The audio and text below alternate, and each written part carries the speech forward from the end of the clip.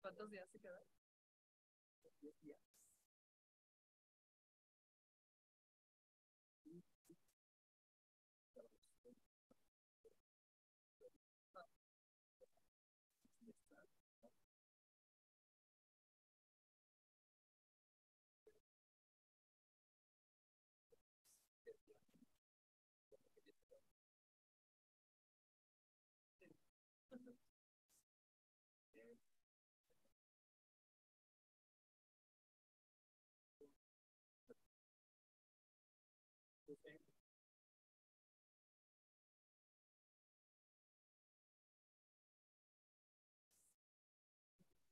También terminando el semestre.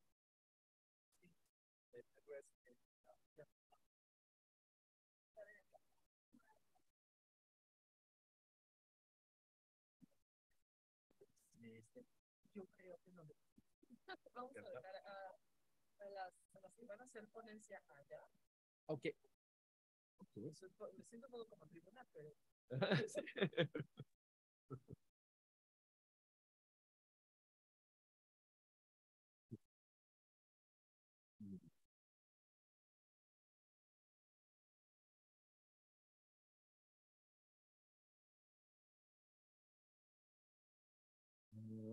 ¿Tienes dos?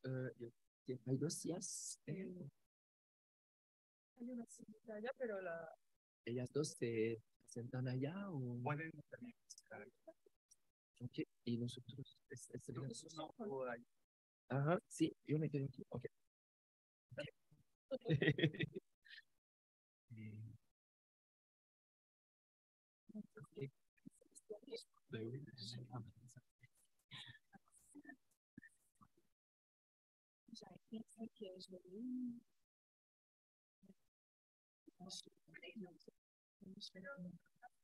Excusez.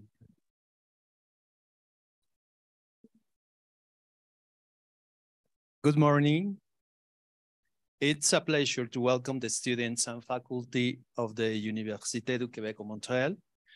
I'm also proud to greet undergraduate, master, and doctoral students and my colleagues from the Department of Art. We're gathered here to celebrate a research meeting in the training symposium, Museology, Mediation, Heritage in Latin America, Case Studies in Mexico.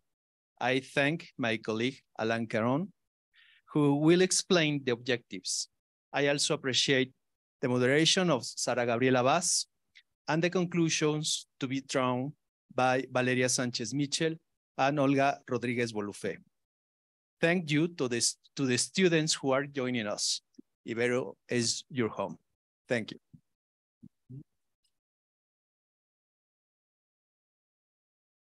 Thank you very much, Alberto. Thanks to receive us to university. Since 2009, you've been welcoming us to here. Sorry for my English, my Spanish is better, but because it's the main language, we'll use that. So this project, I mean, started in 2009 with Professor Annick Meunier, who is professor in museology.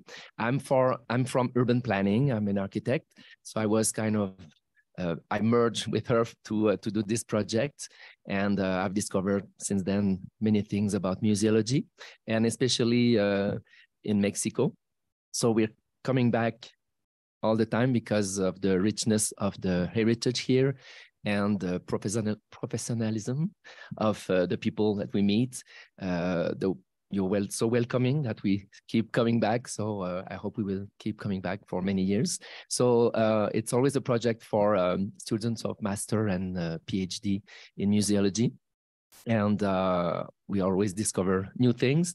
So we have a big program during 10 days of many museums and universities in Mexico City and in Puebla. So it's always very interesting for the students and for me to come back. So so I just want to thank you for receiving us in Mexico City.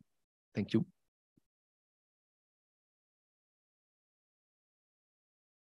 Thank you so much. I'm very happy for welcome you here. Finally, we meet each other.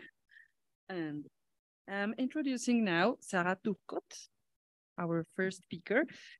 She's going to read, I guess, the results of her research, the functioning, strategies, and communication systems of Montreal Art Museums.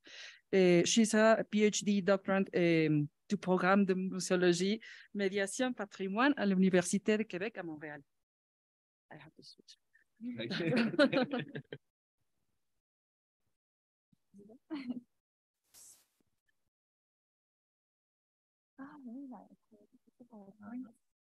Hay que poner la presentación.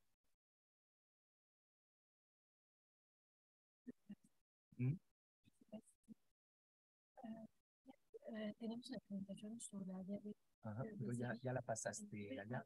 Ajá. Ya, la presentación ya está en la computadora.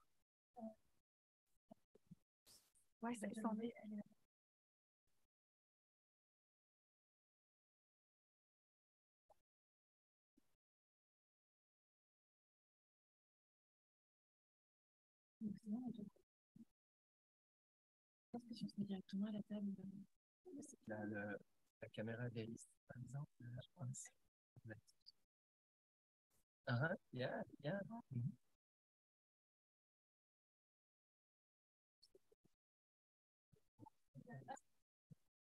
Okay. Okay.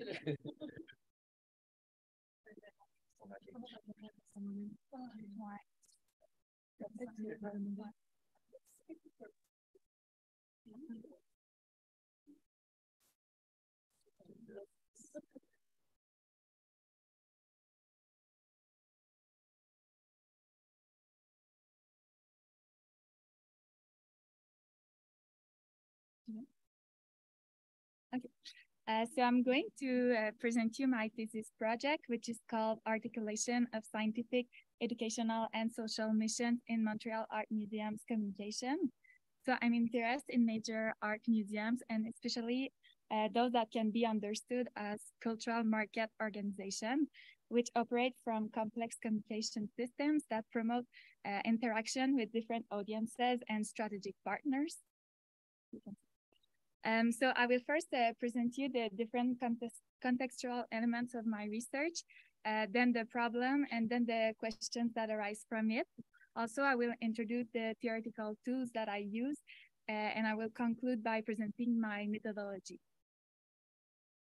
Okay, so the different missions of art museums, which have been affirmed over time and which we can recognize today in major Occidental art museums, include scientific, educational, and social missions. So the scientific mission is the traditional mission of art museums, and it evokes the responsibility towards objects and artworks in collection. So we can think about acquisition, restoration, conservation, or research. Then there is the educational mission, which is the responsibility towards visitors, so education, cultural mediation. And this mission has been affirmed for 30 years now, if we really associate it with the idea of searching for audiences. Because, for example, at the Montreal Museum of Fine Arts, the creation of educational services took place in the 1960s. So we were already thinking about the education in Quebec art museums at that time. But when I talk about this mission in my research, I rather refer to the form it took when there was an intensification and an acceleration of the phenomenon of the shift towards the public, also called the communicational turn of museums. And finally, there is the social mission, which is the responsibility towards society. And in my research, I approached this mission in its contemporary form, with I think more North America and art museum especially, and which it is therefore situated between progressivism and image or reputation of the institution. Another important element in my research is the advent of the cultural market organization, as defined by Jean-Michel Tobelem. So the concept of cultural market organization is the cultural organization that integrates market mechanisms. And when Tobelem talks about it, he refers to the entrance fees or any other fees charged to the public, the competition generated by the commercial development of offers, so cultural, tourist, and leisure offers. He also thinks about the relationship maintained with the labor market. So these organizations hire employees to operate. He also refers to the existence of a market for cultural content, such as art exhibitions. And this market extends to the international scale. And then he also refers to the multiple ways to finance operations. So grant, sponsorship, fundraising. But apart from these characteristics, which make it possible to discern some connection between the market activity of society and several cultural organizations, Tobelem deploys his reflection and proposes that we can precisely recognize a cultural market organization from three features distinctive, which are a consideration for audiences, a strategic approach aimed at acting more proactively than reactively, and finally, managerial efficiency and responsiveness to the environment of the institution. Apart from art museum's mission and the concept of cultural market organization, I also have been interested in several other phenomena which have manifested themselves concomitantly since the 1950s and which have considerably transformed major art museums. So among other things, it is the rise of contemporary art, which involves heteronymous and commercial proposals. It is also the democratization of education and culture, the rise of neoliberalism. It's also economic crisis, the decline in public funding, and the introduction of digital technology in museums.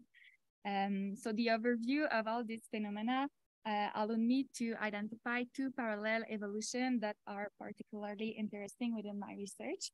So the first evolution is that some major art museums have over time acquired a role as agents in the markets and therefore have been transformed into cultural market organizations.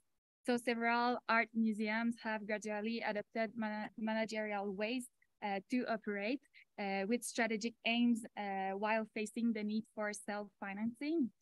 They also started to be part of the competition, not only in the art market against private collectors, but also in leisure and tourism markets. And they have developed partnerships with various protagonists who support the achievement of their mission and support also their activation in markets. Then the second evolution relates to the interaction practices of art museums. So over time, several major art museums have developed different ways to interact with public and partners. So first, there was the immediate in connection with the aesthetic shock of André Malraux. So it's the establishment of a direct contact with the artworks, which make it possible to reach regular visitors. So people that already know about art, that don't necessarily need more information to connect with art. Then the mediation appears, which is all strategies or devices as intermediary for educational purposes that help to reach the occasional visitors. So people who maybe are curious and want to be part of the art world, want more information to understand. And then there is the mediatization, which refers to all strategies or devices as intermediary for media purposes or even for advertising purposes that can reach a multiplicity of audiences continuously.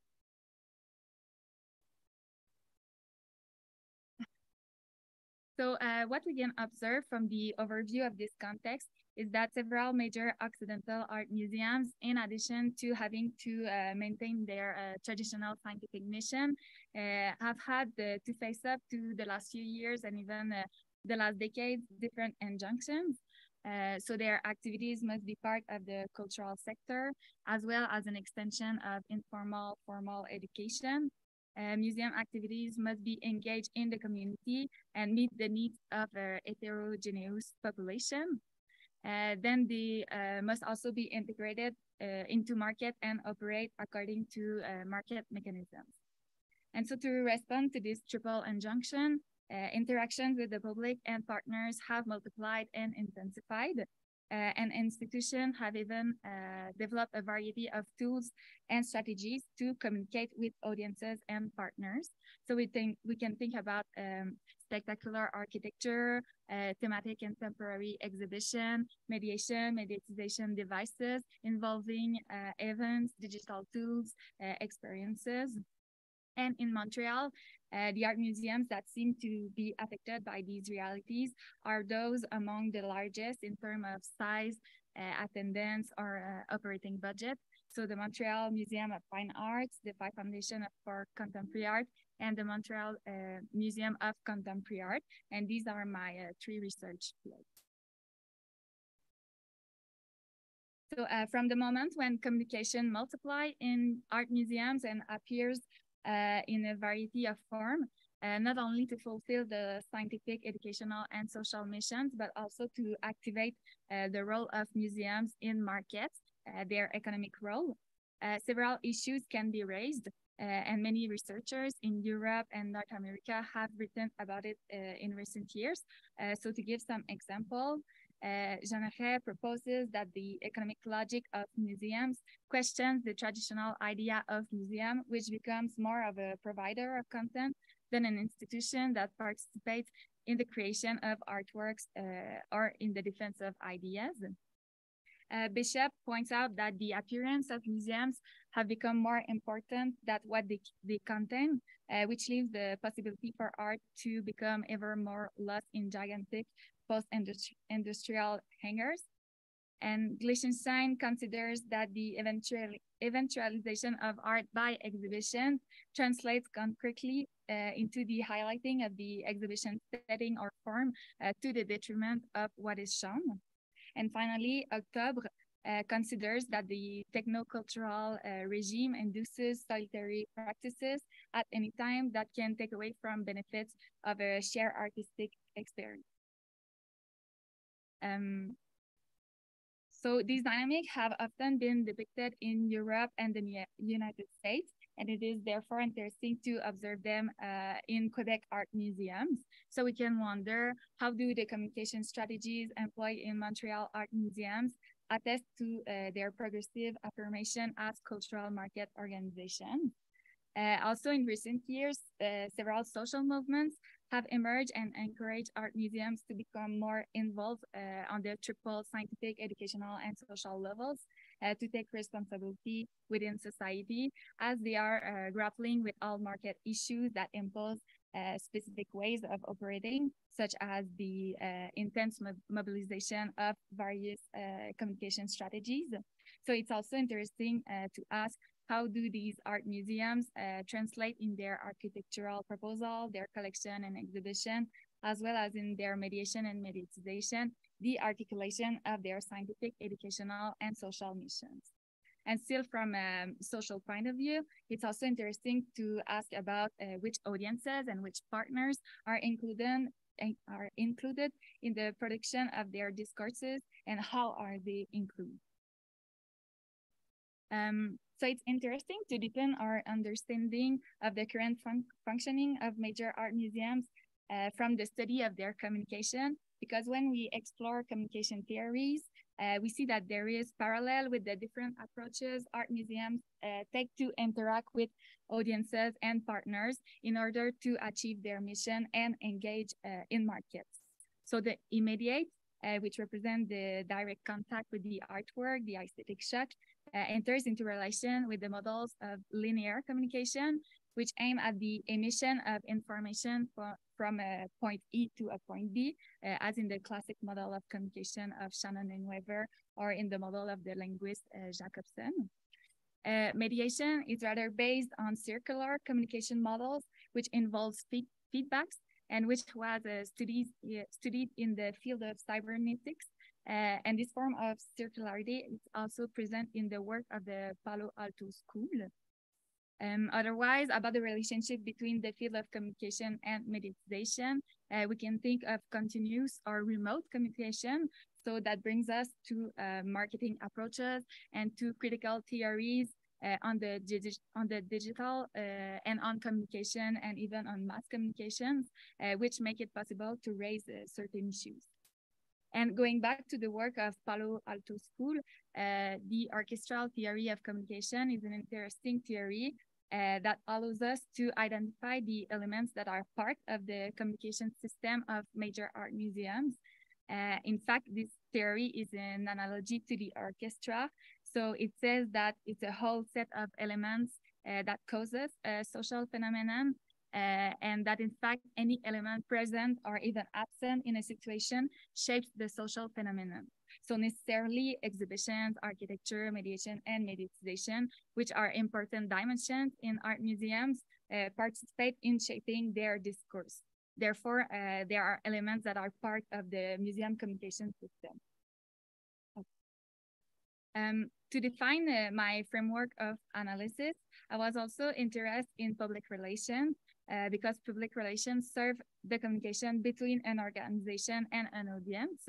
And in fact, the 4 models of the theory of excellence in public relations are interesting because they can be associated with the museum's communication strategies to achieve their missions and to activate their role in the market.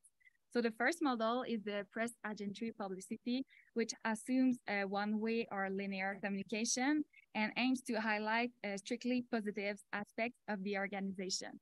So it's a model close to advertising, which can be linked to the commercial or economic role of museums, because it involves developing communication devices that would serve the publicization or media coverage of the museum offer to improve the image of the museum, and ultimately they can benefit from it. So we can think, for example, about digital content, newsletters, publication on social networks that could encourage people to become members of a museum or to visit it. So in this kind of communication, museum offers would be presented in an attractive way in order to attract more and more people and to develop a partnership. Then there is the public information, which also corresponds to a one-way or linear communication. But this time we are more looking to meet the different expectations of society. So this model can serve the scientific mission because it's about transmitting accurate and legitimate information. So we can think about exhibition labels or curatorial text, which normally should disclose truthful and verified details in relation to artworks and artists. But this model also served the commercial role of the museum because demonstrating credibility in public, such as in an exhibition, can contribute to strengthening the notoriety of museums and therefore attract audiences, because we know nowadays information is overabundant, so people are looking for this credibility that museum can offer. So demonstrating legitimacy and scientificity through its communication becomes an asset for the art museums that can make them attractive to certain audiences. Then the two-way asymmetric model is a two-way or circular communication that allows audiences to make their points of view known by the organization, but the communication is qualified as asymmetrical because it's not guaranteed that the opinion of the public, once collected, will directly influence the decision making. So in this third model, we can relate it to the educational mission of museums. Is if, for example, we think about museum evaluation, which allows the improvement of exhibitions or mediation devices, and therefore promotes cultural transmission and allows a better ownership of content by audiences. But if we think about satisfaction surveys, it's more a matter of enhancing the experience, and this approach will relate more to the role of museums in markets, in competition, because the objective is to reinforce the comfort and enjoyment during the visit, to ensure that it's memorable, that people talk about it and even come back to the museum.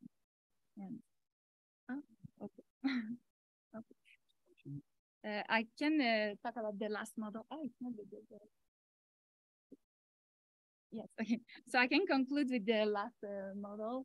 Finally, it's the two-way symmetric model, and this model involves a real participation of the public in organizational decision-making, because there is a real inter-influence between the different people taking part in the discussion. So this last model can be related to the social mission of art museums, so accessibility, cultural democracy, and inclusion.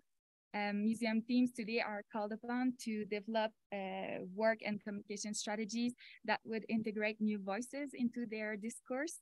But these communication strategies, which could be described as inclusive, can also foreshadow social washing or even tokenism, so a social responsibility that would better serve the reputation and image of the institution, which are rather linked to the commercial role of museum in competitions on market. So I'm concluding like this. Thank you for listening.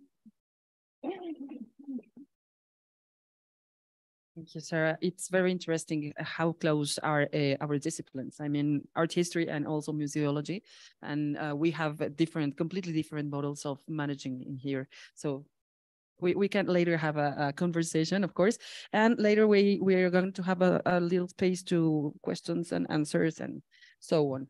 So thank you.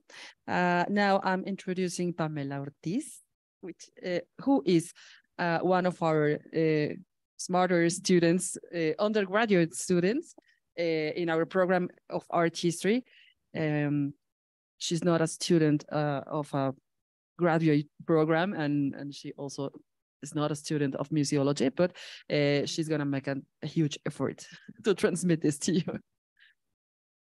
Well, thank you for having me. Well, it would be impossible to strip art from politics and vice versa. And this is because of the profound dialectics these two concepts share. I strongly believe that it is a common mistake to think that art and culture exist only in a world of beauty, aesthetics, and heritage. Because the truth is that art is as much part of the political sphere as any politician, institution, or representative. The cult of personality is a phenomena that has accompanied humanity since its beginning, and it's the visual vestiges that this phenomena leaves behind that allows us to approach this side of art, history, and politics, giving us the possibility and responsibility of the studying of these processes and the imperative role that art and culture have in them. When we talk about the cult of personality, many names come to our minds, such as Stalin, Hitler, or Mussolini, among many others, thinking that perhaps the cult of personality was part of politics that took place in the 20th century. However, the possibility of this phenomena rising and stalling in our contemporary society shouldn't be cast aside. In the article I wrote this past semester, where I analyzed the mentioned phenomena and some specific cases of it, I used some distinct authors and concepts to do so.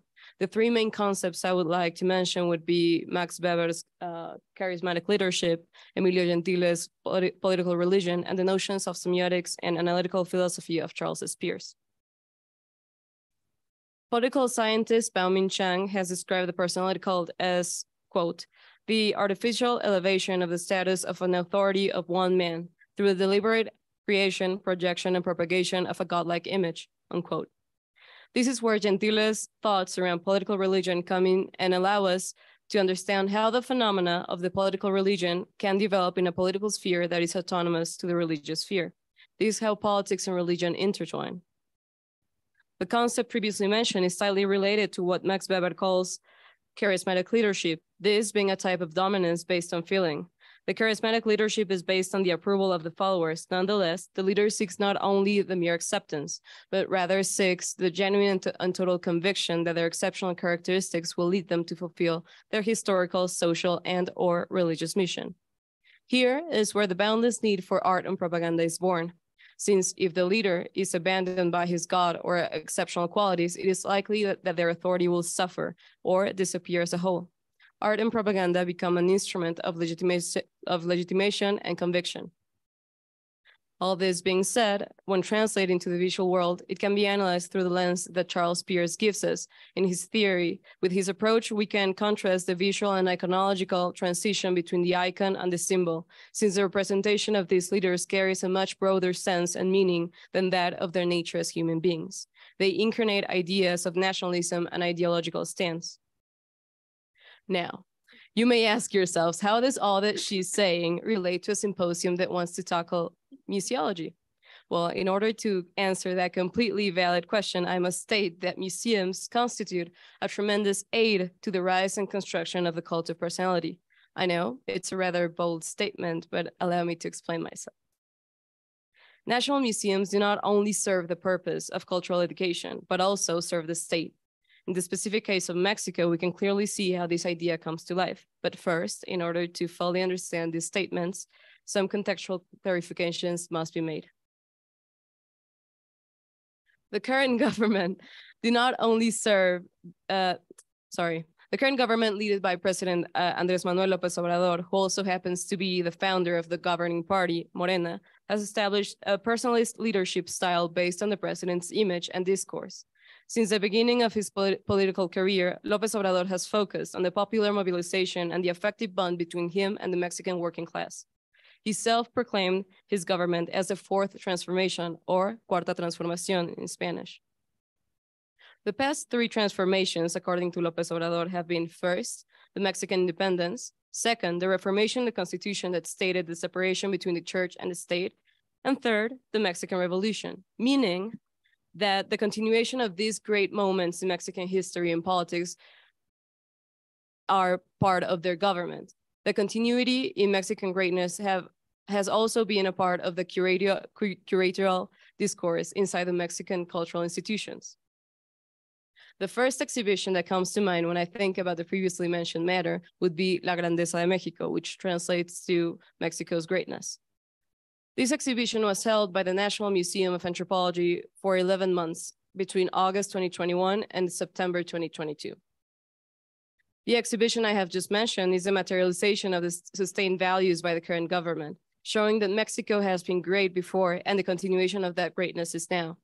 The curatorial choices went from Mayan vestiges to 20th century artwork with artists such as Rufino Tamayo or Toledo. The massive display of art and culture has a very specific objective, which is to create a sense of pride and create nationalism. Let's remember that the personality cult involves not only the leader, but also intertwines deeply with the nationalist ideologies. The leader is also part of the national identity. The timing of this exhibition is not a mere coincidence, but a deliberate decision made by the current government. The text on the wall and the exhibition's logo use the same font as the ones used by the party in its graphic image, with this creating an unconscious relation in the mind of the observer between the current government and the past achievements in Mexican history. The location of this exhibition is also not a coincidence, since the National Museum of Anthropology is one of the biggest and most important museums and cultural institutions in the country, located in the heart of the capital. What seems to be an innocent action with educational purposes is actually a contribution to the government's legitimation. The necessity to legitimate through a nation's past is shown not only in the case of the Mexican state, but can also be seen in many other contexts and eras. The personality cult yearns the future. However, it always legitimates through the past. The cultural displays in the museums aim to touch this emotional side of the observer, creating a nationalistic sense. It is very hard to define what Mexico is and what it means to be Mexican, but it is crucial for the government to do so. Nations need a myth that explains their origins in order to bound a society together, at least in paper. Without this, one could think that the president only represents that 1% of the population he can directly relate to, and perhaps that's true, but that would mean that his authority and power would only affect that 1%. However, the exhibitions such as La Grandeza de México where everything that was created inside what today we call Mexico, even though many of the things displayed were not created in today's political idea of Mexico, it can be seen as an attempt to fit everything in the imaginary ontological box of the Mexican state. From the pre-Hispanic ritualistic artifacts or indigenous clothing to paintings made by Spanish people in the time of the Spanish ruling, to post-revolutionary and contemporary art, we can clearly see how this exhibition wants to reinforce the idea of a homogeneous nation, even though the idea of homogeneity is clearly paradoxical when we face a multi-diverse country such as Mexico. With this succinct explanation and example, we can see how cultural institutions are a mean to obtain legitimacy and power. These institutions are the basis of many tools used by the state to conceive power and move masses. I, a white Mexican woman that lives in the city, may not have many things in common with an indigenous woman that lives in the deep jungle of Quintana Roo. However, we're both considered Mexican. We both need to obey the Mexican law, and we both have the same president. Even though we may not speak the same language or have the same religious views, and more importantly, we don't have the same opportunities. Just as these institutions make us believe in this origin myth, they can also be used as well to legitimate a person. It sounds like a case of Potemkin's village, where the state uses this facade, where Mexicans are all owners of this huge heritage, where the greatness of the Mexican state is about to continue with the president's administration, and everything is all right when it's clearly not. Cultural institutions shape the way we see and experience the world. They interact with politics and have a deep sense of identity. We should never forget this, even if we like it or not. Museology is a profoundly political discipline. Thank you. Thank you very much, Pamela. Now, introducing Analu Galassini. She's, oh, okay. She'll speak us about the tension between the social turn of museums and the predominance of managers in the museum institutions.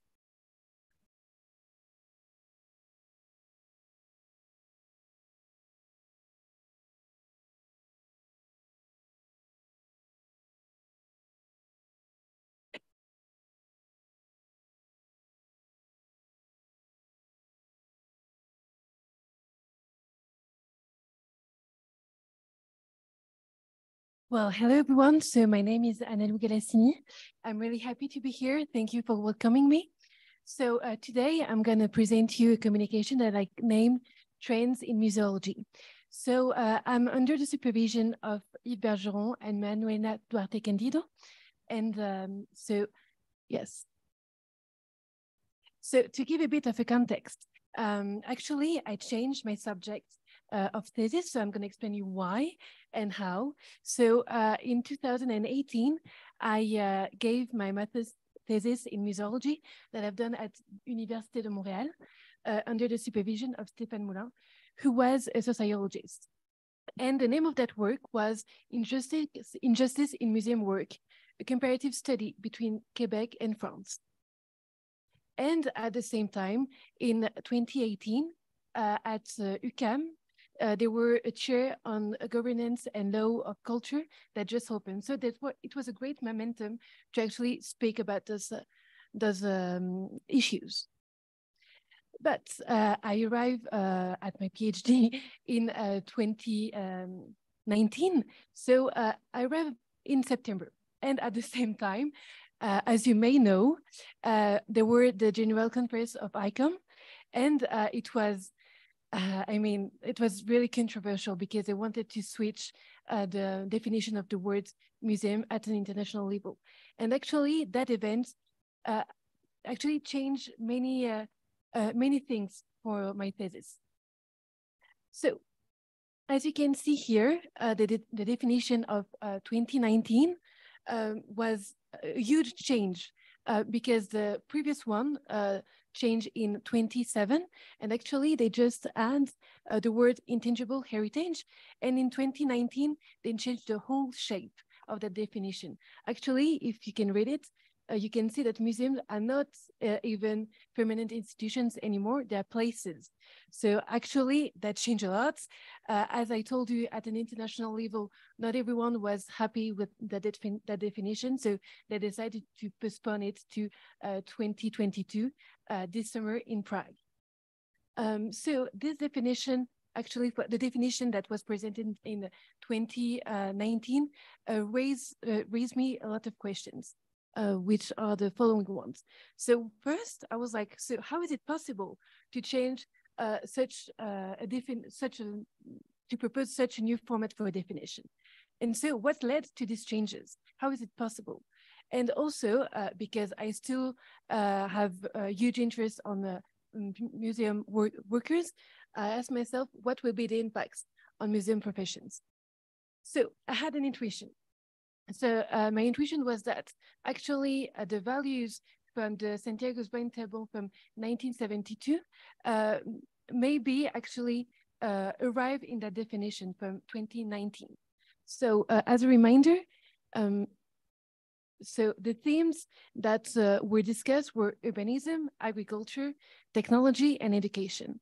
And the main concepts that we still remind are the integral museum and the museum as action.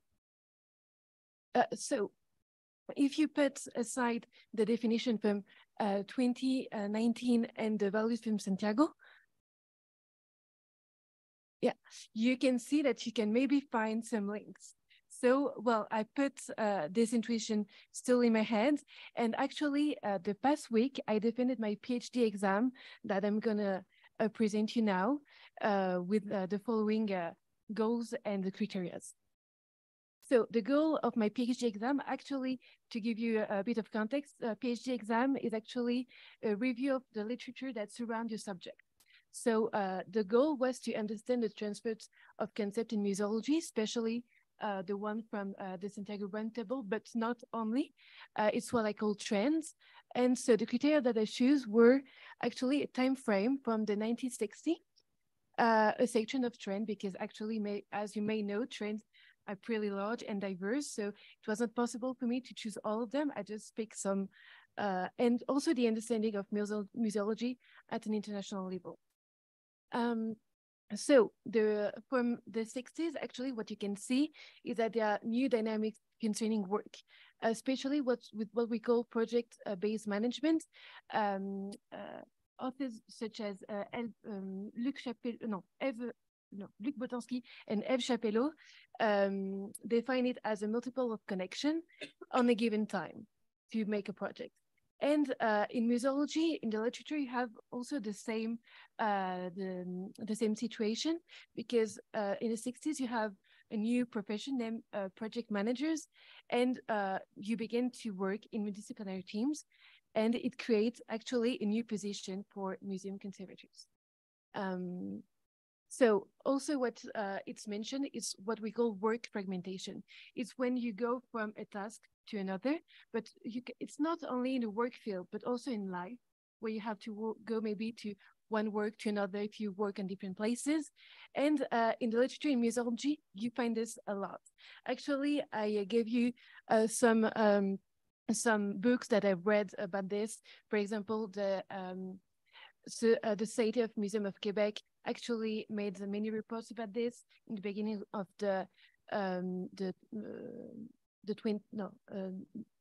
and also the Right Book of Conservators in France gave the same idea that some of the workers have to have many tasks, many hats. For example, museum directors can be archivists, but also they have to make the exhibition, etc. So you can see there are a lot of shifts. So for what concerns the trends, so there are huge literature that concerns trends, literature, but also meetings such as symposium, for example. And actually, the oldest book that I have is from 1992. Is the one here, Tendance à la muséologie au Québec, written by Michel Côté, who used to be the director of Musée d'Activation in Quebec City. So I decided to choose 3 trends. So the first one is what we call management area. So many authors see that actually there is a professionalization of the field. So as I told you, new hierarchy that is put in place, but also at the same time, nouvelle muséologie. I'm gonna use the French word nouvelle muséologie because if I translate it to new museology, not the concept, which is not the same. So yeah, so also some authors say that we are in a market dynamic concerning museums. So we have multiple phenomena. So I already said new consideration for museum conservators, also the appearance of managers, so people who didn't study anything related to culture, but that have a like more manager background, and so and also to have to maybe have the solution to distinction between people who have a cultural background and people who have studied management will be, according to the BLM, a two-head leadership. So in my PhD exam, I mentioned the Grand Louvre project. It's actually when they built the pyramid of the Grand Louvre, but not only, they also built galleries underground in the museum. So they have new service for the visitors that actually still puts the museum on the market dynamic. So nouvelle muséologie. So many questions about what are the roots of nouvelle muséologie? So is it Santiago in 1972? Is it the Anacostia Museum in 1966 or Journée de l'Ours in France, 1966? Actually, many authors say that there's no a specific moments to say that new muséologie arrived, but it's different moments that made nouvelle muséologie. But the word appeared in 1981 thanks to André Desvallées that had written a definition in Encyclopédie Universalis. Actually, the latest dictionary of museology define it that way. So it's a change of perception on the social role of museum that took an important place. And it's also an opening to institutions, to societies, and diversity of public. So now new museology is actually a word that appeared in England in 1999, the book of Peter Virgo. It's actually another thing than nouvelle museology, who was more on the development of territories. New museology is linked to critical museology. It's actually the fact that there was lack of conceptualization of some objects. And also they wanted to have more dialogues of voices in museums to put some of the objects in a better context. So the last one is what I call social shift. I precisely didn't choose another word or concept such as social museology or sociomuseology, because I think there is a bit of blur concerning the definition of those two words, and I'm going to explain to you. Maybe we will have a conversation about this. So the first events that I've seen were so the Santiago Roundtable, but also the intangible UNESCO, the intangible heritage recommendation from the UNESCO, and in 2007, the add of the word intangible heritage in the ICOM's definition for museum. But also authors, especially from Latin America, such as Judith Primo and Mario Mutino, add other events. So still Santiago of Chile, but also the Declaration of Quebec and the recommendation on the social role from UNESCO from 2015. Other authors such Marcela Pereira says that social museology is to go beyond nouvelle museology, and Manuel Duarte Candido says that it's also the fact to build museum with communities, for communities, by communities. So she also used the word of insurgent museology to say that actually museum can be places to contest for example, political events or decisions. So I also mentioned in my PhD exam, you maybe already know these projects by Mario Vasquez, who was Casa del Museo, that I found really interesting. And yeah, so to finish on the trends, you can see that they're pretty regionalized. So for example, Nouvelle Museologie, more in France, both have roots in Santiago de Chile. Social museology, put it in Latin American, but also in Portugal, because you have Cadernos de Sociomuseología that actually are published there, and new museology, more in English-speaking contexts, such as England, English, Canada, United States, Australia, New Zealand. So to finish, actually, I would like to speak with you about a crisis that I had that were concerning the definition of social museology and socio-museology. So actually, as you may know, the words in museology are defined since the 80s. So you have different dictionaries. So you have so more recently, the Encyclopedic Dictionary of Museology, and the past year, the Dictionary of Museology in 2022. And actually, so can you go back, please? So actually, the struggle that I had is that concerning social museology, as I really wanted to put the picture of this and not to put the translation yet, because actually it's a bit crazy. So the definition you have here from 2011 is this one, and the one from 2022 is that one. Actually, you can see that nothing changed. So some of the definitions change in the two books. They added more precision, etc., but not for this one. And when you read the introduction of that book, they say that actually they've taken great care for the short entries. So I don't feel very comfortable because, as you saw, I just present you that some authors from Latin America actually spoke about social museology. And actually, when you read Zygmunt Stransky, he don't really use the word social museology, but you have the general idea. So there, I think I have a bit of a struggle. So this is the definition that has been translated in English for you. So just 2 seconds to read it, and I put the picture of the two dictionaries. So we can continue. Then for sociomuseology, so the dictionary of 2011 do not mention that word. Because actually, I think that is quite normal, because the recommendation of 2015 on the recommendation of the social role of museums, maybe it changed a lot of perspective concerning this. So yeah, so these were the main recommendations from the recommendation of UNESCO, and so in 2022, there is this definition that we can see.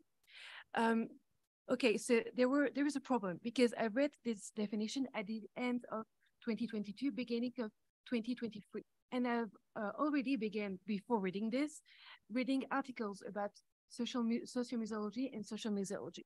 And actually, so in this article that is written by the same person that made the definition for sociomuseology, he says this, and if you can continue. So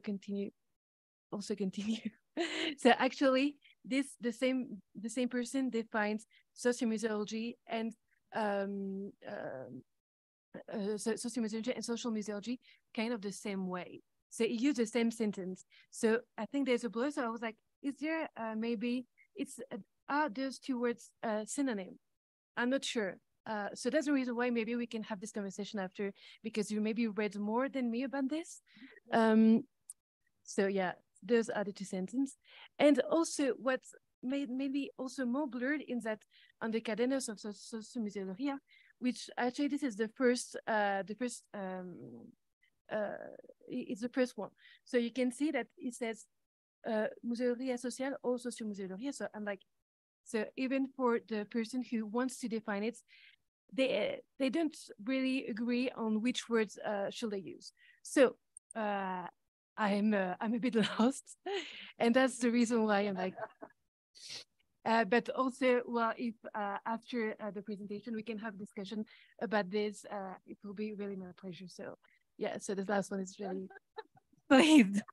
So thank you for hearing me, and thank you. Thank you very much. Yes.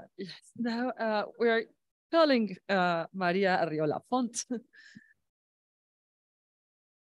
Thank you.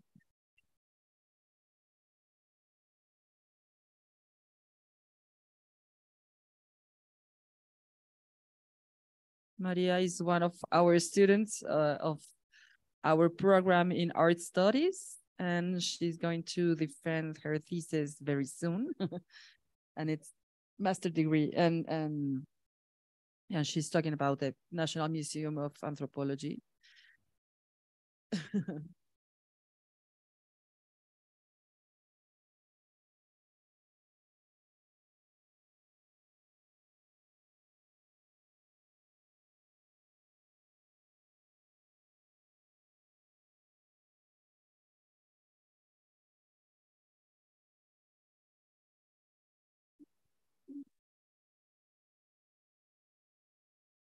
Hello. Hola.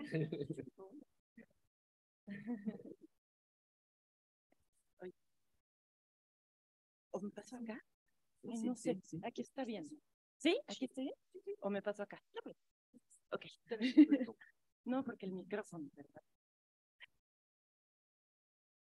Okay.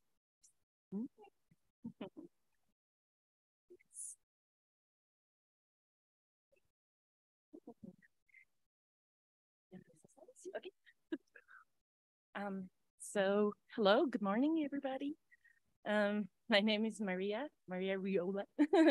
I am a student of the graduate program here, and I study in my thesis the ethnographic rooms at the National Museum of Anthropology.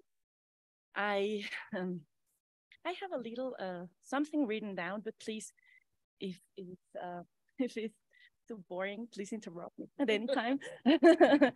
To us, it's very like, well, I love it, but it doesn't have to be to everybody. So this is actually a little video I prepared.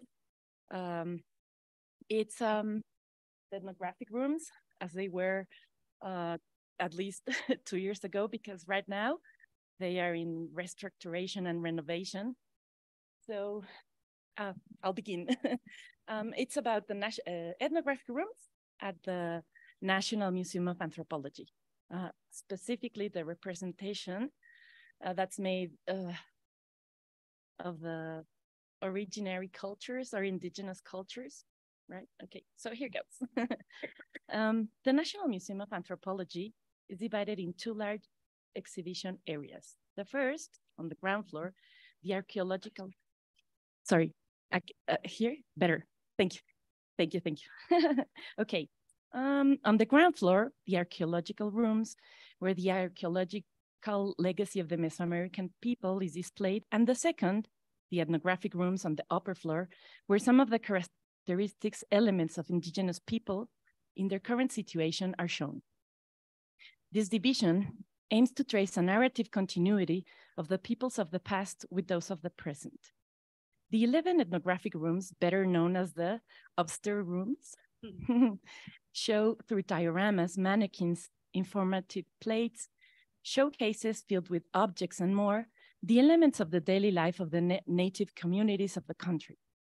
From their worldview, clothing, the tools they use in their daily lives, to their housing, their rituals, and their mode of government. The upstairs rooms go through one by one the way of life of the indigenous communities that inhabit the country. They draw on the vast ethnographic collection of the museum, as it is the entity that contains and assigns meaning to that collection. The introduction of the ethnographic collection into the Mexican state cultural heritage is one of the ways in which the museum becomes a collector.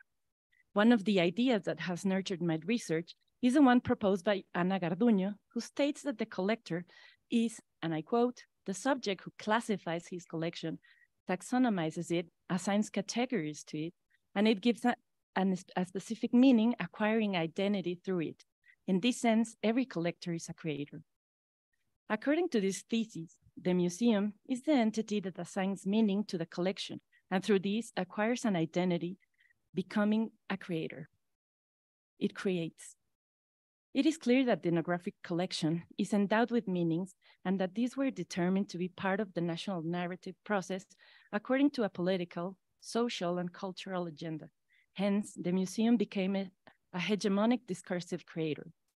From this discourse, social differences were constructed, and those served to hierarchize and establish power relationships within the museum field. That is, the way in which the pieces are presented to the visitor has determined his or her vision of them. The first chapter of my thesis focuses on problematizing the museographic representation of the ethnographic rooms. From this, I analyze the way in which their discursive axis focuses on particularity and normality, signaling, dislocating, and cataloging objects, imposing one conception of the world over another, prioritizing the persistence of one and the exclusion of the other. That is, the way in which the native communities are presented museographically exercises symbolic violence derived from the exercise of representations of difference. That is, from the way in which images of what is proper and what is other to the nation are exhibited in this space. The representation of a group of people that consists rather of exhibiting a cluster of dusty, forgotten taxidermy figures frozen in time, petrified, and classified according to a very different idea of the world from theirs. The second chapter of my thesis project analyzes the way in which the native communities represented in these ethnographic rooms continue to be part of an omnipresent colonial imaginary that romanticizes, exotizes on the one hand, and perpetuates exploitation and discrimination through museological constructions that mimic the colonial vision of the mythical noble savage through ethnographic representation. How do they live? How do they think? The museum representation shows a sanitized, sugar-coated, stereotypical life that has little to do with the poverty, discrimination, and marginalization in which any of the exposed community live. Instead, they inhabit a museum space of historical idealization in which they blend with the archaeological rooms like echoes of a glorious past, condemned to forever stop in time, in the time of representation, a stereotypical and colonial one. My research seeks to diagnose the way in which the Mexican state defines and determines the vision that visitors to the ethnographic rooms of the National Museum of Anthropology acquire of indigenous peoples. Therefore, in addition to problematizing the discursive content of the museum representation, I will also analyze the violence that it exerts by inserting living and present people into dioramas, showcases, cabinets. From the reinforcement of this stereotype, a stereotype that freezes and archaeologizes, to rejection, discrimination, invisibility, or erasure of their history, the museum representation of the upstairs room inserts into the visitor's imaginary a folkloric diversity that responds to the consumption of cultural diversity through the tourist experience. Complex present realities are hidden, and in their place, a magical, mythical past is evidenced and exalted, inviting romanticization and exoticization. The identity of the other, that ethnographic alterity, constructs mystical beings that wander the lonely museum corridors like specters, ruins or remnants of the grand civilization of which they are heirs. If museums, sorry, I know it's a bit grim, but it's not all bad. Okay. Okay, sorry. If museums must preserve that past and at the same time be instruments of change, memory, and utopia, according to some authors I've read, how could they achieve this without exerting violence? Perhaps we could begin by unveiling and explaining the way in which certain social groups subordinate others culturally, creating different identity notions. Then, by emphasizing this problem, as well as by including in the curatorial process the different human groups that make up these museum spaces, a constant dialogue could take place in which the notion of cultural subordination is sought to overcome, to make way for inclusion, showing the constant change that every human population experiences. My proposal is to stop and examine ethnographic museum representations with a critical eye, especially regarding the narrative discourses deployed in them. A multidisciplinary approach that is based on the regional, that immerses itself in fragments and incorporates chance, the dynamic change so particular to human groups, and that includes in its work those human groups it aims to represent in order to build critical curation and museology, especially in ethnographic museums or rooms.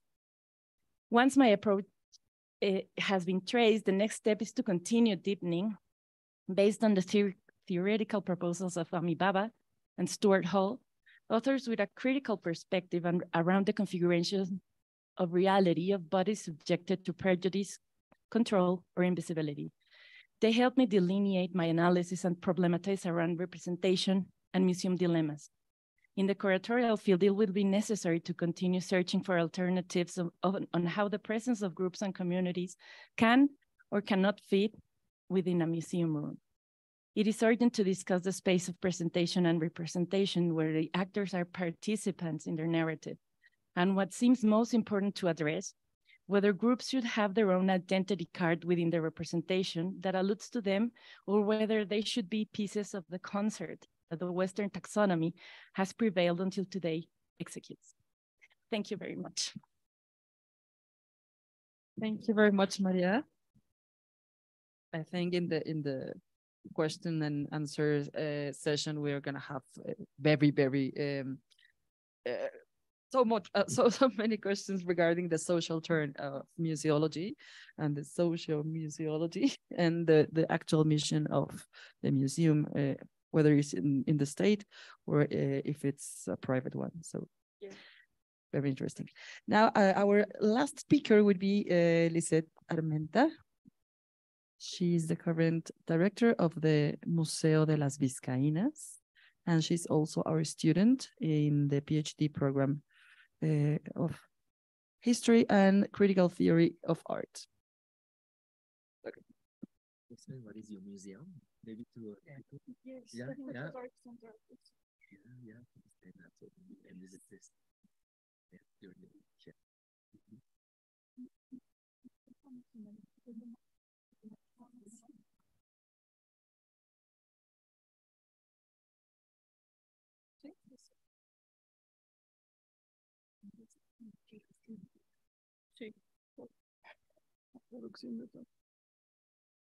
Well, good morning. My speaking English is not so handsome, so Luisa is going to help me to translate everything I have to present you.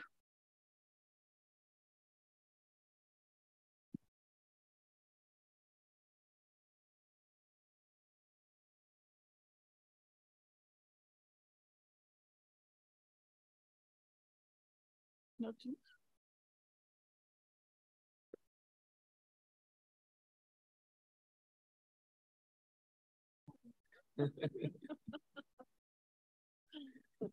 Let me introduce Dr. Luisa Durani Casaonda. She's part of our staff in our department, and she's suggesting me that I should translate into French, but I don't think so.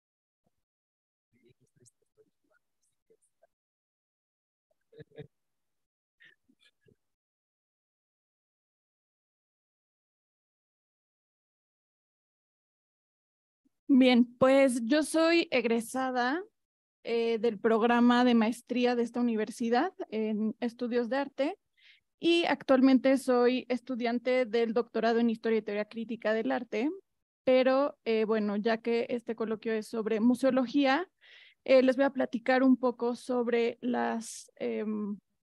sobre mi proyecto de investigación para obtener el grado de maestra, que es este. Es una propuesta para hacer un centro de documentación y museo textil bajo. Well, she is presenting herself. Her name is Lisette. She studied our master's program here at Ibero, and now she is a PhD candidate, and she'll talk mostly about her master's program thesis, although she's doing something similar for her doctorate thesis, but her master's thesis was about, well, you can read here, proposal for the creation of the Vizcaínas Textile Documentation Center. Vizcaínas is a very important museum at the center of Mexico City. And she proposed a space for the analysis, the study of the collection, the textile collection of the museum. Y bueno, esta intención de hacer este centro de documentación surge de las iniciativas del CIDOC, que es un organismo del ICOM, del International Council of Museums, que busca mediante procesos museológicos generar conocimiento de las colecciones para que éstas puedan condensarse en bancos de datos y de esta forma ser accesibles para investigadores sin la necesidad de manipular piezas, comprometiendo el estado de conservación de bienes históricos.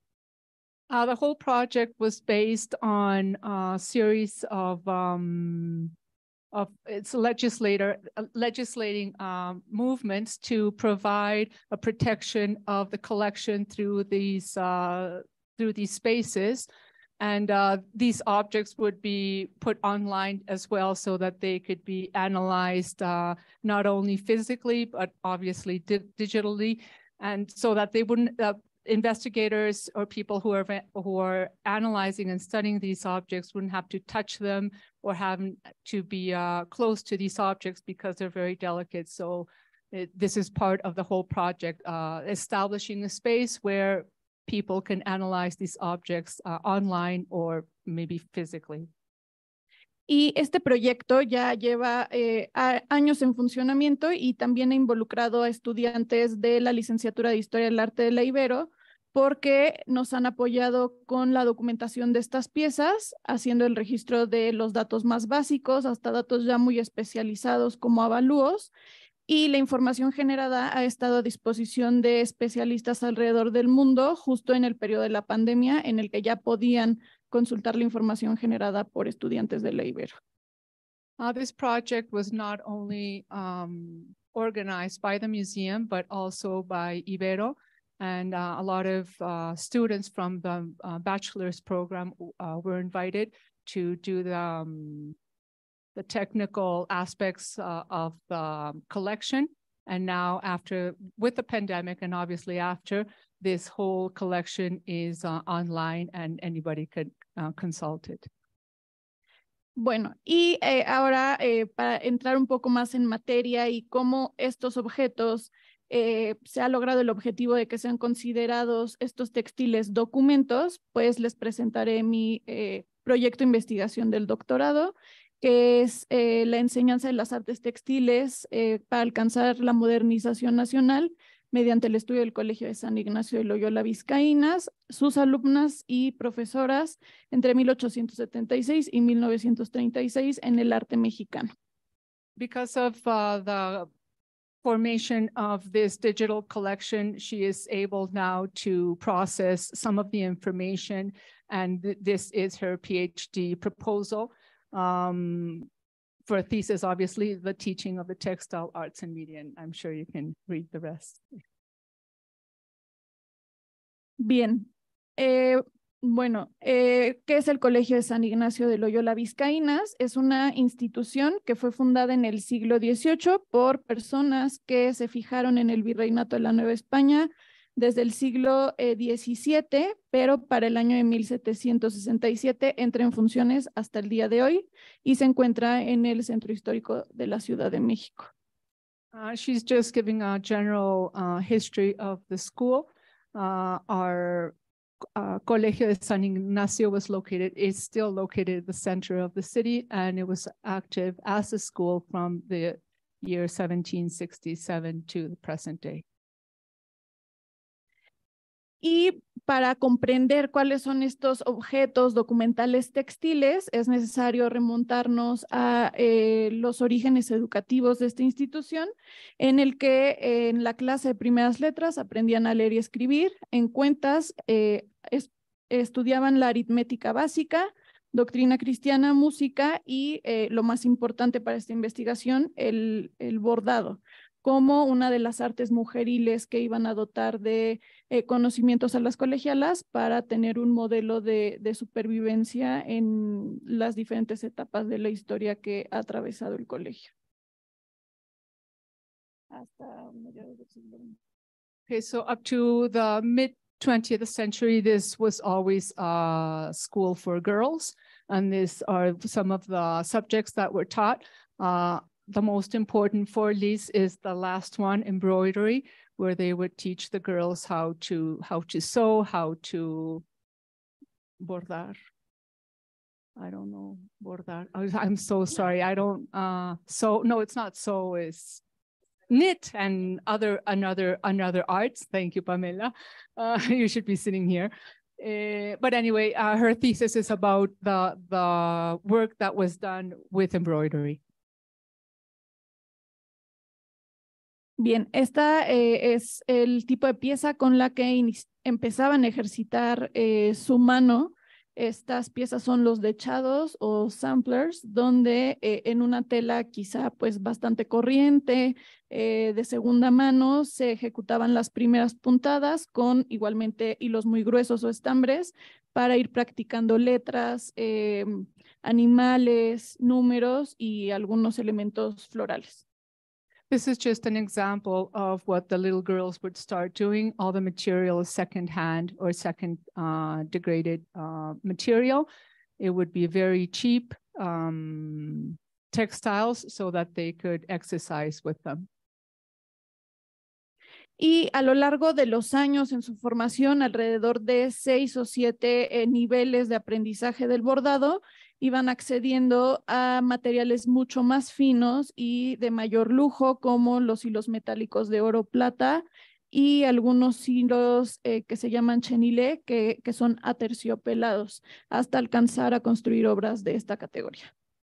It would take about 6 or 7 different levels of manufacture so that the girls would transform the first image that Liz showed you to this, where they would embroider with gold and silver threads, and the materials would be first-class type materials.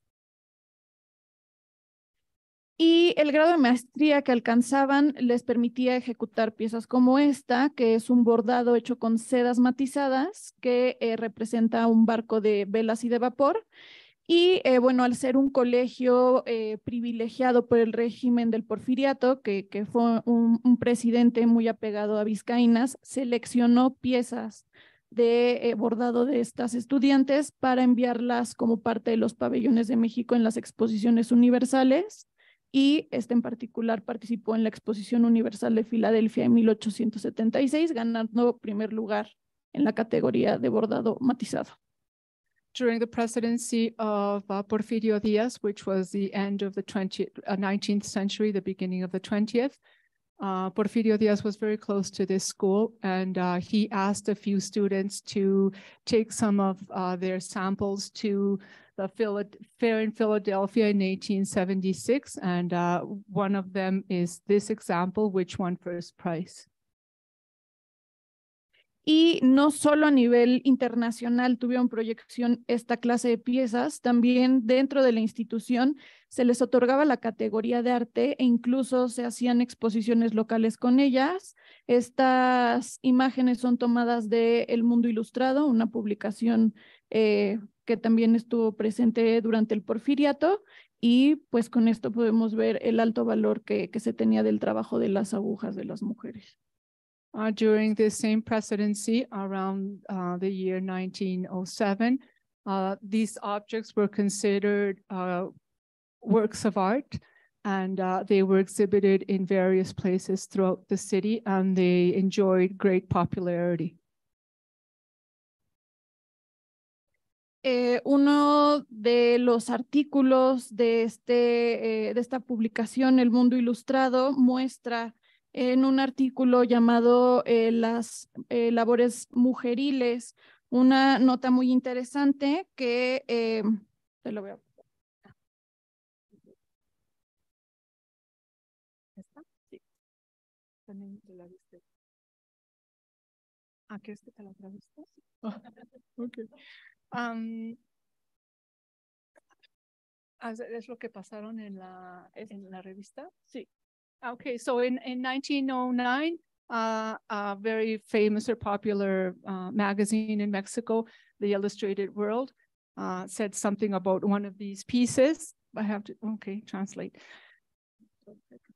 Okay. One of the publications that could provide us with some data on the interest that the Porfiriato government granted to the teaching of womanly arts is The Illustrated World, published between 1894 and 1914. In 1909, within the section Women in the Home, which includes women's work, a small note is dedicated to the making of decorations at home. It specifies that not only in stores or business houses can you get luxury accessories or accessories. Also, among the discreet twilight of a lady's sewing room, one usually sees the magical transformation of a piece of tulle into a vaporous and fragile tie. Made like this at home by the home needle, which is more careful, more scrupulous, more well-educated, we could say, than the needle in the workshop, a little freckled and sometimes even a little sloppy. This is a brief fragment. In this brief fragment, it is possible to glimpse the valued needlework of the educated woman. Bueno, este es el espacio formativo donde ellas se encontraban, que se llamaba la sala de labor por ejecutar labores manuales, y también se le conocía como salón de costura, un espacio comunitario donde mientras estaban bordando estaba otra compañera leyendo los catecismos para que dentro de la práctica el ambiente fuera pues muy arraigado sobre estas cuestiones espirituales. This is just a sewing room where all the girls would work. There would be girls who would be doing the needlework, but also there would be girls who would be reading different prayer books so that the whole experience would also have a spiritual sense. Pero pues el proceso de enseñanza de estas labores textiles, de estas artes textiles, vino a modificarse con la introducción de la máquina de coser, cuando se obliga necesariamente a una transformación del modelo de enseñanza que ahora se convierte en mecanizado e industrializado, y a la vez se cambian todos estos modelos de comportamiento que se buscaba en las mujeres, porque el de la sala de bordar era pues crear en ellas paciencia, obediencia, etcétera, y ya cuando se introduce la máquina de coser se está buscando que la mujer se capacite para sumarse a la creciente demanda de mano de obra femenina. Everything changed when the sewing machine was introduced into the school. And obviously the whole practice of manual work and the spiritual reading was changed dramatically when these machines were introduced into the school. And then the children, the girls, would be instructed not in working in a manual way, but being introduced in the whole factory type of work that was usual for this time. Y esta imagen ya de 1936 muestra un cambio completamente en la formación que se ofrecía en Vizcaínas, porque ya no son estas clases de una forma muy personalizada para generar este tipo de trabajos que vimos al inicio de la presentación. Estas piezas ya están buscando que las mujeres tengan estas competencias laborales para sumarse al trabajo de los obrajes, particularmente en la zona del centro histórico que está repleta de este tipo de fábricas textiles. Y al fondo de la imagen vemos de pie con lentes a Lola Cueto, que fue una artista muy importante en el proceso de educación para los programas oficiales, dando clases de tapicería en Vizcaínas, y en una entrevista dice que una alumna suya de Vizcaínas que tenía muchas capacidades artísticas tuvo que abandonar la escuela por una cuestión económica, y esto para meterse a una fábrica de elaboración de textiles. By 1936, this whole experience had changed for the girls. And now they were teaching them to work in factories where they could sew and they could manufacture clothes. There were a lot of these type of factories in the center of the city. So the whole venue changed from something done artistically and considered fine works of art into something that was manufactured in a factory. And the woman who is standing, one of the women who is standing at the back is Lola Cueto. She used to be a teacher. She used to also be an artist. And she recounts in a few interviews that were done to her that some of the students had to abandon their artistic workmanship because they had to sustain themselves, so they had to work in factories. So this also changed the way people thought about these kind of products. Aquí en esta última parte de la presentación les muestro una imagen de 1944 de un reportaje sobre el Museo del Colegio de las Vizcaínas, donde podemos ver otra parte de las reminiscencias de este modelo de bordado manual, donde las colegialas confeccionaban esta ropa para vestimentas para vestir imágenes religiosas como los santos, y de ahí viene esta famosa frase de "se quedó a vestir santos", que en México es muy popular, y es parte del valor que tienen estas obras que están aún exhibidas en el Museo de Sitio del Colegio. Her PhD thesis concludes around the year 1944. And here are just a few examples, images of what the museum then now looked like, of some of the products of these students. And these students, there's a very popular phrase in Spanish in Mexico, vestir santos.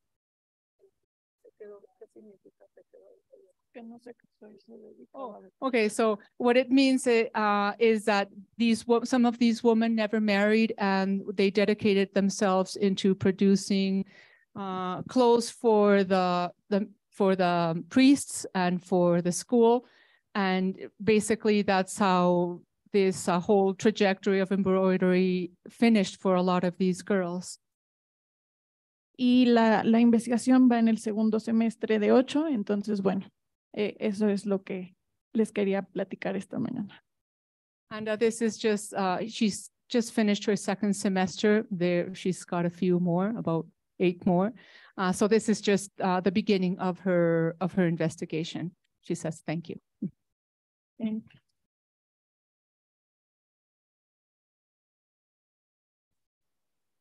Thank you very much. Thank you, Luisa. Thank you, Liz. And we have time for questions and answers. And if you want, before concluding, you can join me and we can talk a little bit.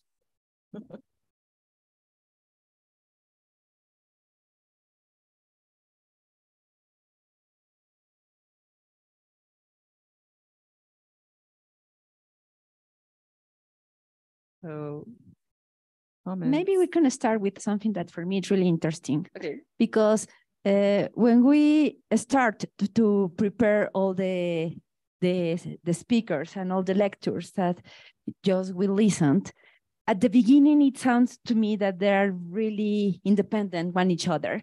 But at the end, and to start the conclusions for today, I want to say that it's really interesting how if we try to start with the idea of what a museum is and the history of the museum, it's more linked with the national state, no? But then, for me, it's really interesting that we are in front of the transition of the concept of the museum and also of the identity of the museums. No, let me say that from the late days of the 20th century and the beginning of the 21st century and until our days, what a museum is, it's changing, but not also what a museum is in terms of concept, but something that is really interesting. And it's let me say that a public term, no?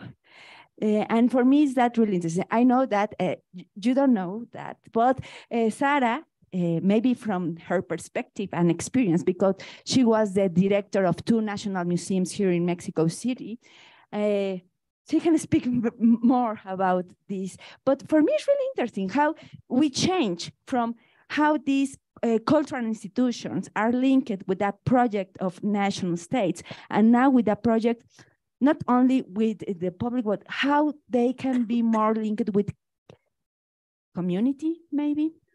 No. Yeah. And well, because Sarah, for example, they proved that in the context of the new politics of neoliberalism, how it all changed, no? And how the market start to be at the center, but then explain to us the importance of the conceptualization. And in this case, in something that is really interesting in the concept of 2022, it's not for profit. No, they include not for profit in the definition. So that it's really interesting how it's really fast, how we try to move from the mercantilization and the market at the center of the museums to another thing. I don't know what in which point we are now, but it's interesting how, for example, museums in England or also in Canada, they have now more rooms for the community exhibitions, no? And for me, that's part of that public turn. But I don't know, maybe, wow. Of course. I'm sorry, Sarah. I will give you the microphone in a bit. Yes, I agree with Valeria. I think one great conclusion here is that museology and visuality are everywhere. And for example, we're looking at projects that are questioning the construction of the museum, the construction of the galleries, but also the foundation of identities and propaganda. Because even though we might think that Pamela's work was very different from Lisette's or from the Annelou one, they are very similar in terms of the critical museology that we are now facing. Valeria was saying that we are now focusing in different publics, but the real thing is that this constant change of the museology study is making us wonder what if we are what are we thinking when we think about curatorial studies? What are we thinking about museography? Because we are not trying to maintain these state programs. We are not trying to maintain these long lines that make, for example, a national museum work, but now we are thinking about critical publics. We are thinking about what Rancière says as this emancipated public that thinks, that works, and that completes the museum. And also it has to complete the museology, that it's the study of what we're doing. I was... No, because but because it's important that I want to have a no, but the idea of experience, something that is like that it's missing in all the speakers is the concept of experience of the public. No, but okay, now we have the experience, but we have. I also wanted to say that it's kind of absurd, maybe, to pretend that national museums somehow and at some point could emancipate from from the state. And in that order, I was talking to Maria regarding the representation of, or the ethics of the representation of the indigenous groups in Mexico. And it will be always the upstairs rooms, and now all the space is disarticulated. No? So we cannot dream about the autonomy of public museums, not economically, not in terms of managing, not in terms of discourses, the production of discourses and representation. So it's difficult. But it's different avec Sarah. We were speaking about models of managing, and in I guess the 2 or 3 institutions which are private, and they're public. Okay, interesting, because they look like private to us. So you were speaking about the possibility of recover or collect or make more money, raise funds using the entrances of the audiences. And here in Mexico, we cannot speak about that anymore. Oh, well, never. But we also have to, I agree about the experience and the necessity of forming critical and emancipated audiences. To be more exigent, exigente, exigentes, exigeant. No. Yes. When we arrived, actually, when we talked about we talked to Anna Lou and Sarah to come and talk to you, they were like afraid that their subject would not resonate here, but I think it resonates. No, I think the globalization makes us think about the same topics, and this tension between social museum and market museum, I think it's everywhere. But you say it's different here because it's very separate, like public museums and private museums, and in Quebec it's more fluid. Is it possible, Anna Lou and Sarah? The concept of private and public museum. Let me give you the microphone because we are on YouTube, and so our audience. Yeah. I like to talk about articulation of museums' mission and markets, because they live together in museum, even on public museum, like the Montreal Museum of Contemporary Art is a public museum, but they have a foundation and they do all the time fundraising. So that's why I talk about an articulation of markets in public museums.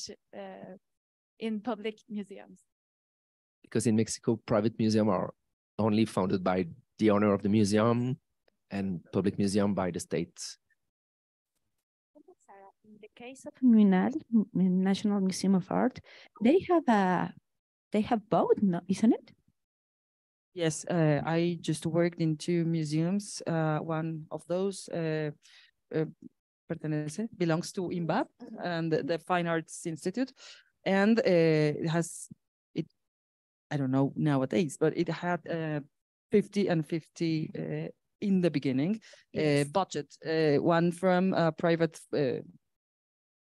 Patrons, and the rest is from the state. But if you sell the entrances, you will never recover your money, because all this money goes to the treasure of the nation. Yes, and you cannot also not you won't be able to raise your budget each year, even if you make a great effort to ejercer, to spend the money wisely, and you won't have more. So it's difficult. I think one thing important here is that in Mexico, even though you have these patrons for funding and or for paying all the things that the state can't pay, it's not enough. For example, at Munal, some of the work fees for the loans were paid from these patrons, but they are not enough. I mean, there are no ways to pay from the state several things for an exhibition, for an international exhibition, for example. Not even for maintenance and the building. No, it's sad. And we have earthquakes in here. Do we have any more questions? Yes.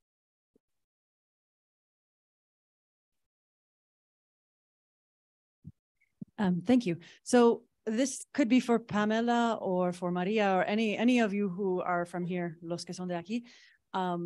What would it take, for example, en el Museo Nacional de Antropología, to make the entire second floor like a co-created space with indigenous curators?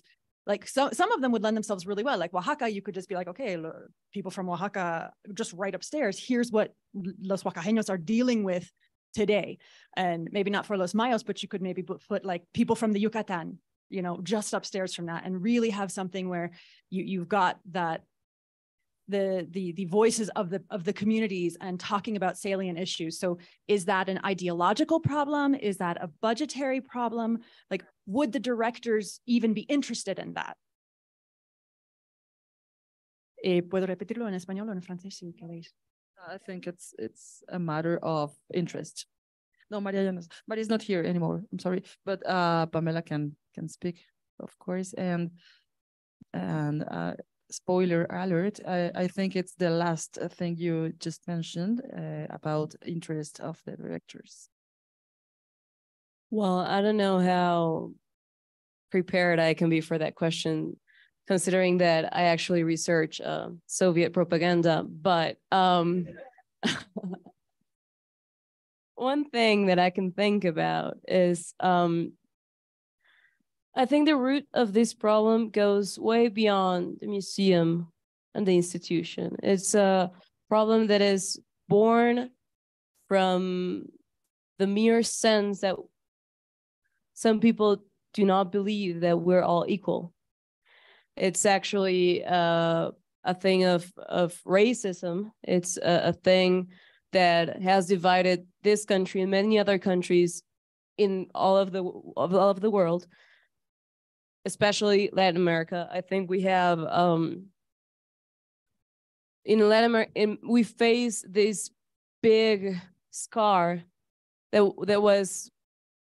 has developed since the early stages of the Spanish and the Portuguese ruling, and we think that we left it behind because it was in the 16th century, but it's not. So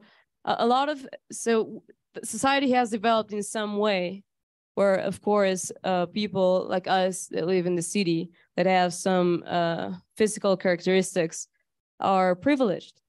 So we tend to be condescending to the ones that are not.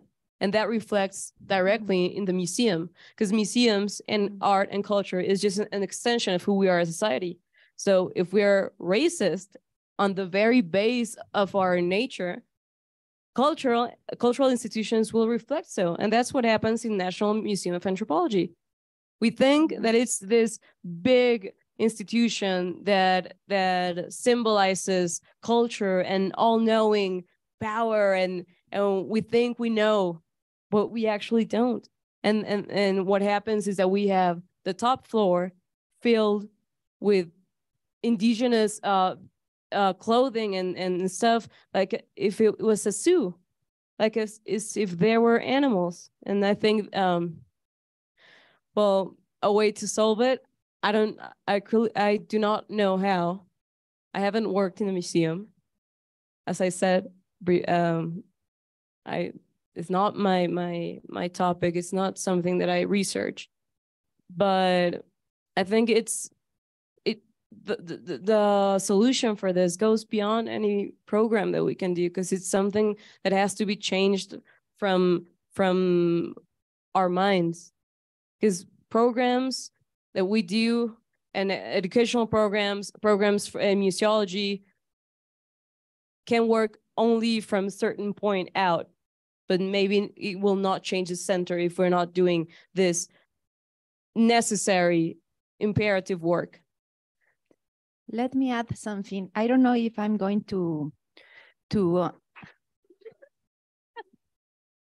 answer your question, but also it's related with the concept of indigenous people. And it's more easy to speak about the indigenous of the past than indigenous of the present.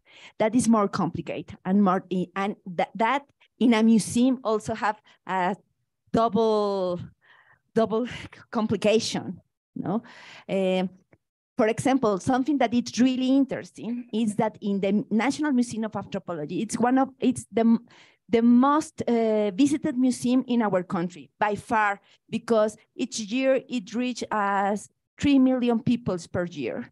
And let me see, I know that it's not the same amount of the Louvre, no, but we are near from the Hermitage from Russia, no. But let me see that the second museum, it's 7,000 people each year, and it's the historical museum. So when I said 3 million people, it's really one of the most visited museums in our country.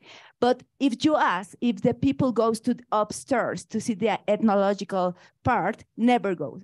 In fact, Mexican people even don't know that part exists, or we don't want to see it. But because it's not easy. In architectural terms, never see the stairs. You never see the stairs. So that is something interesting from the building until the curatorial problems. No? I know that this is not to answer you, but it's to problematize the problem, no? And at the center is the concept of indigenous of today.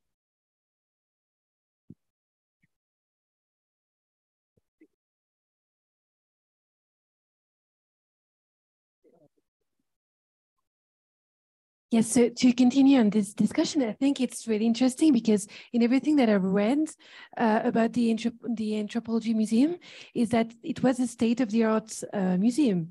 Like there are such huge literature concerning more social museology that says that actually Mario Vasquez was one of the main conservator that actually leads social museology. So actually for me, it's really interesting to hear you think that in fact, it's not the case, or maybe it's not the case anymore. So it's not really a question, it's more thoughts that I had hearing all of you. So thank you. Another question over there.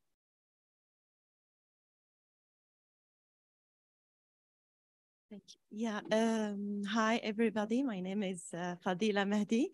I'm very much concerned about the inclusion of communities in museums and the social role of mission of museums. Before coming to Mexico, I have set high expectations about having some answers to this problem, but I guess the problem is much more important in the Mexican museology. But I'm so glad that I have heard people like Pamela and about the cult of personality and how it is still sticking to the museums.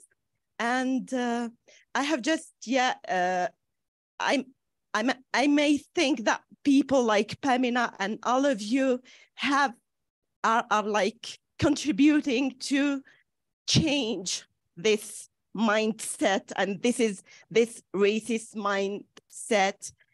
I have just I'm looking for identification of the concept of community in the Mexican museology. What does it mean? Because I know about the community in Quebec, which is related to the Quebec identity. So I would like to know about the concept of community in Mexican museology. Thank you. There is not such a concept in Mexican museology.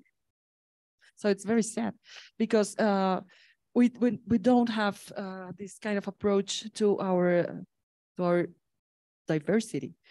Okay. So let me say that it's really new. Maybe it's something that we are trying to, no, in any way.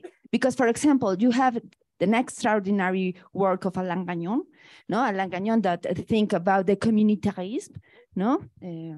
I really love him, and last year I translated one book of him, and it was because of that, because he was thinking how to create a new idea of nation without the idea of nation-state, just to say nation. And Alain Gagnon brought to us really interesting things, how to create a new concept of communitarism with its more agglutinous, the merge of many communities in one, no, and not multiculturalism, but the diversity, no, at the center. And in that part, when we say diversity, we appropriate the idea of indigenous in that concept of community, no, not like a distinction, but part of the nation. Thank you. Anyone? I think it's interesting also to see, to watch the differences between theory and practice. Yes. Yes. Yes. Anyone? No.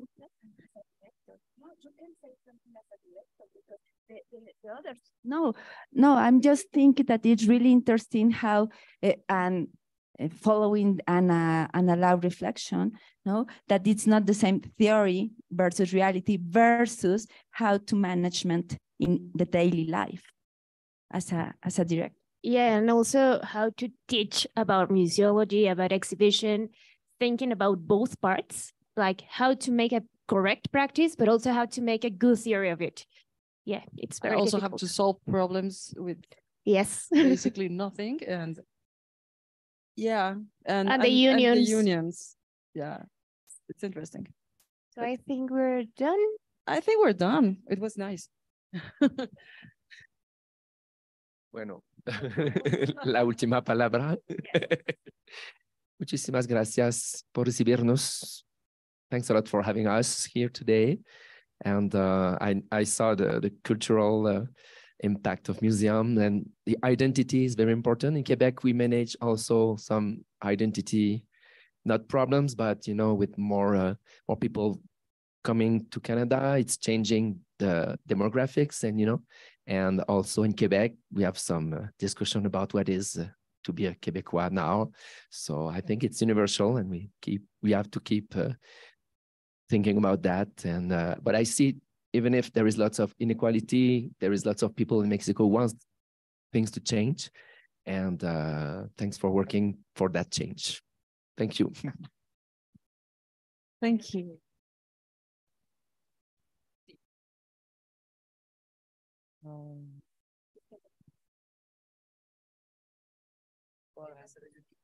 Well, I think I'm positive that it has been a very, very productive journey. So thank you very much for coming here. Bonjour à tous et bon courage.